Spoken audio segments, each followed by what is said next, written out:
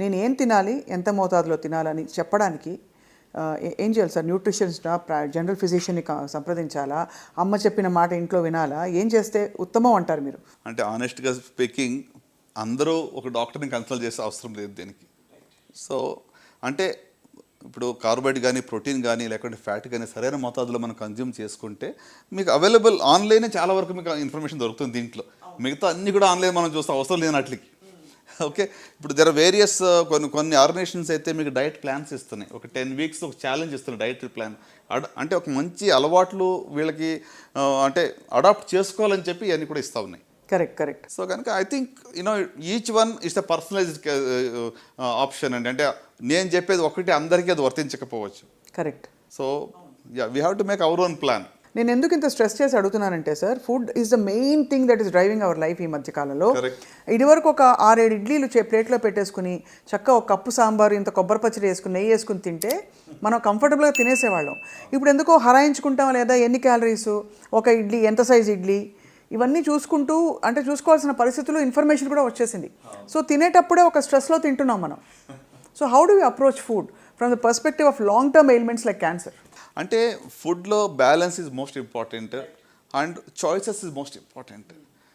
ఫండమెంటల్గా చెప్పాలంటే green leafy vegetables, fruits, 4 to 5 servings of fruits in your meals is going to do lot of good అండి.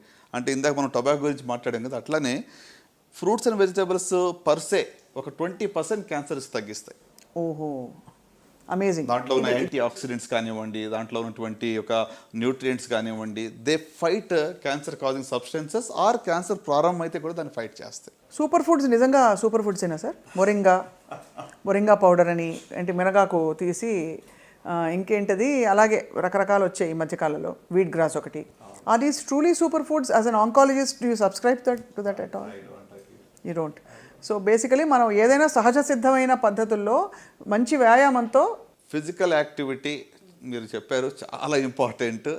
వారానికి 30 minutes చొప్పున per day 4 days చేసిన చాలు.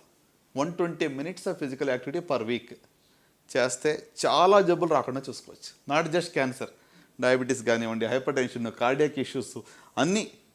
Even mental health will be much better అండి. మనం productivity will be much better. నేను ఒకరోజు జిమ్కి వెళ్ళకపోతే, వాక్ చేయకపోతే ఆ రోజు నా ప్రొడక్టివిటీ తక్కువగా నాకు తెలిసిపోతుంటుంది. సో ఫిజికల్ యాక్టివిటీ అనేది నిజంగా అంటే పోస్ట్ కోవిడ్ ఎక్కువ మంది ఇంకా స్క్రీన్ అడిక్షన్ ఎక్కువ అయిపోయింది. ఇప్పుడు అన్నీ కూర్చుని చోట వస్తున్నాయి కదండి మీకు, స్విగ్గీలు, జొమాటోలు, ఎక్కడ బయటికి వెళ్ళి ఎక్కడికి వెళ్ళక్కర్లేదు కూడా, కూర్చుని చోట అన్నీ వచ్చేస్తున్నాయి. సో ఐ థింక్ శారీరక వ్యాయామం అనేది చాలా simplest and easiest way for good health. అంటే మంచి ఆరోగ్యం కోసం ఎక్స్పెన్సివ్ ఏమీ మనం చేసే అవసరం లేదు. ఫుడ్ చాయిసెస్, ఏమంటే physical activity, right, drink lots of water, ఇవన్నీ దీనికి ఖర్చుతో లేని పని ఇది. కానీ ఇవి చెయ్యం మనం. సార్ మామూలుగా అందరం అదే ఫుడ్ తింటాం, మోర్ ఆర్ లెస్ ఒక 80% స్పెక్ట్రమ్ ఒకే చోట ఉన్నాం ఇంచుమించుగా. కానీ కొంతమందికే క్యాన్సర్ వస్తుంది. ఆ కొంతమందిలో ఈ క్యాన్సర్ కణాలని ప్రేరేపించడానికి ఏ లక్షణాలు ఉంటాయి? Is it genetics? Is it something else that invites cancer? Sure అండి. అంటే క్యాన్సర్ రావడానికి జెనెటిక్ అనేటువంటిది, ప్రతి క్యాన్సర్ కూడా జెనెటిక్ అలాగనుకుంటే, ఎందుకంటే జీన్స్లో తేడా వచ్చినప్పుడే కదా కణాలకు విభజన అలా జరుగుతూ ఉంటుంది. కానీ ఇది జన్యుపరంగా వచ్చిందా, హెరిడిటరీ అంటాం. సో హెరిడిటరీ అంటే మీకు వంశపారంపర్యంగా కుటుంబంలో వచ్చేటువంటిది. దాని యొక్క రిస్క్ అనేది 5 నుంచి 10% మాత్రమే ఉంటుంది. సో మిగతా 90 నుంచి 95% అనేటువంటిది మనకు నేచర్లో ఉన్నటువంటి మనం ఎక్స్పోజ్ అయినటువంటి కార్సినోజెన్స్ వల్ల మనకు వస్తూ ఉంటుంది. సో ఇప్పుడు మీరు అన్నారు ఏ ఫుడ్లో ఉన్న ఏ కార్సినోజన్ ఎప్పుడు ట్రిగ్గర్ చేస్తుంది, ఇట్ డిపెండ్స్. ఇప్పుడు కొంతమంది ఏమంటారు దగ్గరికి వచ్చి, మా ఫాదరు 40 ఏళ్ళుగా స్మోక్ చేశారండి, ఆయనకి ఏ లంగ్ క్యాన్సర్ ఏం రాలేదు, ఎందుకు మానేయాలి? అవును, కరెక్ట్. చాలా కామన్ జస్టిఫికేషన్ మన కామెంట్స్లో కూడా పెడతారు సార్ ఇలాంటివి. అవును, కొంతమందికి రాలేదు అన్నంత మాత్రాన మనము దీనివల్ల వస్తుందని దాన్ని డిస్ప్రూవ్ చేయట్లేదు. 90% of the lung cancers direct related to smoking prove చేసాం. 10% మాత్రమే నాన్ స్మోకర్స్ కూడా లంగ్ క్యాన్సర్ రావచ్చు. అవును, correct. Okay, at the same time స్మోకర్స్లో రాలేదు అంటే దట్ డజంట్ మీన్ దట్ ఇంకా స్మోక్ చేస్తే ఏం కాదనేది కాదు. మనం దాన్ని you can't prove the other way round. So ఎందుకు వస్తుంది అంటే వాళ్ళలో ఆల్రెడీ ఒక ప్రిడిస్పోజిషన్ ఉండాలి. Over a period of time ఈ కార్సినోజెన్స్ రెగ్యులర్గా ట్రిగ్గర్ చేస్తాయి, క్యాటలిస్ట్గా పనిచేస్తాయి. ఈ కణాల యొక్క జెనెటిక్ చేంజ్ అంటే ఇప్పుడు ట్యూమర్ సప్రెసర్ జీన్ అని ఉంటుంది. అంటే ఒక కణాల విభజన జరగకుండా ఉండేటువంటి ఒక జీన్ ఉంటుంది, దాన్ని ఆల్టర్ చేస్తాయి. ఆల్టర్ చేసినప్పుడు అది సప్రెసింగ్ బదులు కీప్ డివైడింగ్ అంటుంది. అంటే ట్రాఫిక్ సిగ్నల్స్ ఫెయిల్యూర్ అయినట్టు అనుకోండి. Instead of green it says red. Okay, 2 చోట్ల 3 చోట్ల సిగ్నల్స్ రెడ్ అయింది అనుకోండి, ట్రాఫిక్ అంతా వచ్చి జామ్ అయిపోతుంది ఒకే చోట. సో ఒక లంప్ ఫార్మ్ అవుతుంది. So it's a failure of signalling system. మన కణాల్లో ఉన్న సిగ్నల్స్ కణాల విభజన జరగాల వద్దా, ఆగు అనే దానికి బదులు వెళ్ళు అని చెప్తా ఉంది. So it keeps on dividing అని.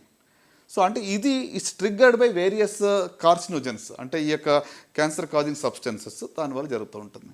సార్ ఆటో ఇమ్యూన్ కండిషన్స్కి క్యాన్సర్కి ఏమైనా సంబంధం ఉందా?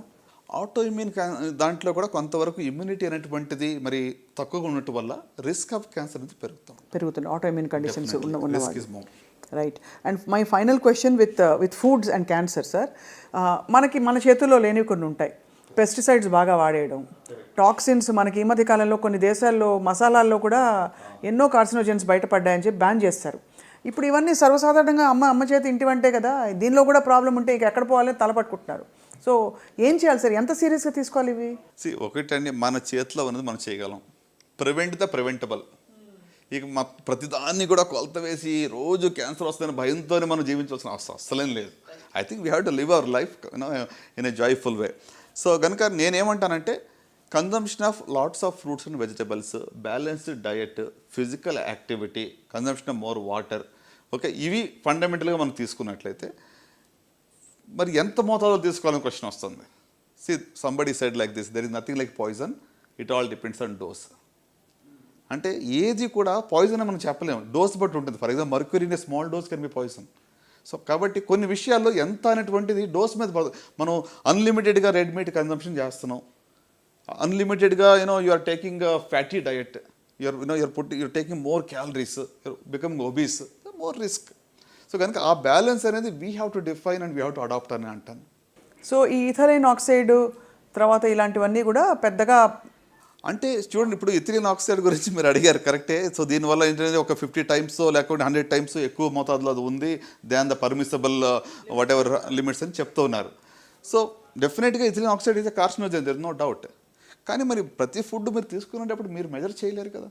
How can a common man take it? I think దీనికి ఏంటంటే మనకి లెజిస్లేషన్, మన వాట్ ఎవర్ రెగ్యులేటరీ బాడీస్ ఉన్నాయో they have to be more stringent. అవి పీరియడ్గా చెక్ చేసి వాళ్ళు అట్లీస్ట్ మనకు అష్యూర్ చేసి ఫుడ్ మనకి ఇస్తే మనం తీసుకోగలం. కానీ మనం we cannot measure whether ethylene oxide is there or not. So as much as possible నేచర్కి దగ్గరగా బ్రతకడం అండ్ సమతుల్యమైన జీవనశైలి, ముఖ్యంగా బాగా వ్యాయామం చేయడం, ఏదో విధమైన ఫిజికల్ యాక్టివిటీ అవసరం అని సూచిస్తున్నాడు సార్.